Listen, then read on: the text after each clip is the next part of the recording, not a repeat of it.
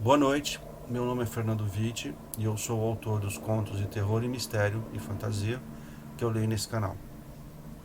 Peço a todos que se inscrevam nesse canal do YouTube e cliquem no sininho para receber as futuras notificações sobre os novos contos, que eu sempre leio às quartas e domingo, às 10 horas da noite.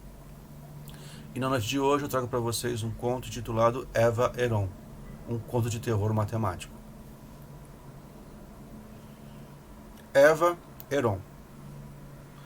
Para entendermos o triste destino de Eva Heron, professora alemã de yoga e escritora, faz-se necessário apresentar o personagem principal do seu último livro, o recluso cientista Heinrich Altenburg.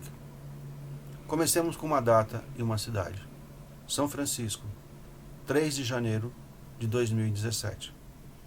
Nesse dia e cidade, a notícia da morte de Heinrich Altenburg resultou em duas reações bem distintas. Para a maioria da população do planeta, que se surpreendeu com tantos jornais e sites dando tamanho destaque à morte de Altenburg, a pergunta óbvia foi: quem diabos foi Heinrich Altenburg?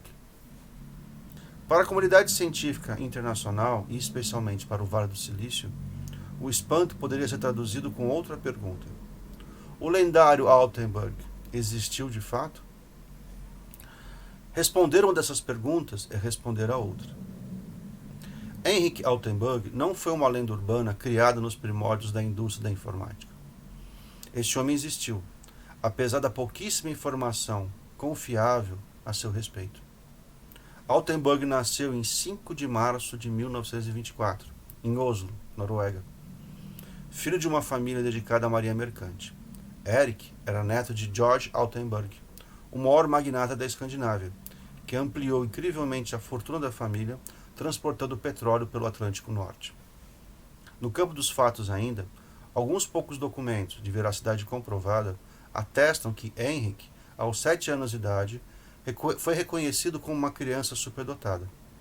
Em Londres, devido à sua rara capacidade para entender e resolver os mais complexos problemas matemáticos, Altenburg conquistou o título de doutor na área, com apenas 17 anos de idade. E como se sabe também, foi com essa idade que Heinrich abandonou a vida acadêmica. Aos 18 anos, em plena Segunda Guerra Mundial, ele colaborou para o desenvolvimento dos primeiros radares que seriam empregados na guerra aérea contra os nazistas. Em 1945, poucos meses antes da vitória aliada, Heinrich obteve, com facilidade, cidadania norte-americana e fixou residência na região de São Francisco. Uma vez na Califórnia, o folclore sobre Altenburg teve início. Entre as inúmeras lendas, destacam-se duas. A primeira trata do seu papel como financiador de jovens talentos dos primórdios da indústria da informática, até o início da década de 1980. Rumores afirmam ainda que até mesmo o desenvolvimento dos computadores empregados nos efeitos especiais do filme Guerra nas Estrelas contaram com a colaboração intelectual de Altenburg. O grande mistério, que segundo alguns explicaria o seu autoexílio, diz respeito ao seu estranho projeto de ampliação dos estados de consciência humana mediante fórmulas matemáticas. Na década de 1960, muito se comentou que, segundo Altenburg, a leitura de algoritmos, como se fossem mantras, teria efeitos psicodélicos. O matemático nunca concedeu uma entrevista, ou mesmo se manifestou mediante uma assessoria de imprensa.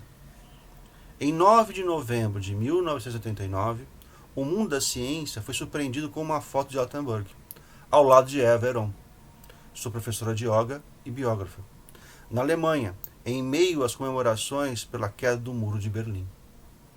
2 meses após o anúncio da morte de Altenburg, a mesma Eva Heron foi oficialmente dada como desaparecida pela polícia. Eva, como declarou seu editor, estava prestes a entregar a primeira versão da biografia sobre Altenburg. Livro esse que, como já havia antecipado à imprensa, traria detalhes sobre o envolvimento do matemático em experiências psicodélicas associadas a leituras de algoritmos. Em pouco tempo, A internet foi tomada por boatos de que os algoritmos de Altenburg haviam provocado a morte de Everon. Fim da primeira parte. Obrigado.